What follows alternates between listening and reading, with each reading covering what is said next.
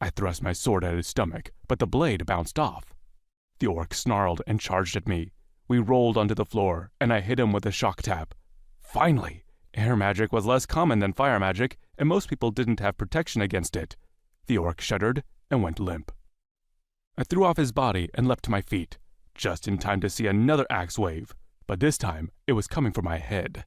Idiot! Couldn't he see that hadn't worked out for his buddy? He would have been smarter to run outside and call for help. I watched as that realization dawned on him, and he turned to the door. Like hell.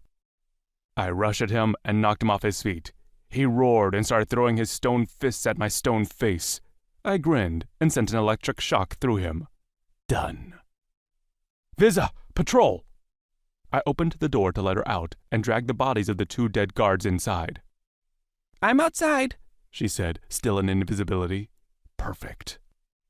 I ran back to the lab and hurried over to the nearest prisoner. Or rather, the second nearest. The first was already in terrible shape and wasn't likely to be of any use right now. Rummaging through Linda's supplies had paid dividends. I'd found an incredibly powerful acid that was perfect for my needs here. I opened the first vial and carefully poured a few drops on the chains attached to the shackle around the right wrist of the human, who was staring at me, dumbfounded. The acid hissed, and the chain dissolved instantly. Here, do the others yourself.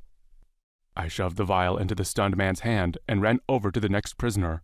The acid had originally been in a large bottle, but I'd had to painstakingly distribute the contents into 5 vials made from the same material, which I'd also found in Linda's bag the night before. Any other materials would have corroded immediately. I'd just freed one hand of the 4th human when I heard the voice of the first one behind me. I'm done. Now what? Help the others. Here. I gave him another vial. Free me, an older man chained to the opposite wall shouted. I'm a mage. I can heal. Me too, other voices joined in. Of the 30 prisoners, 4 turned out to be mages. It wasn't much, but it was something at least.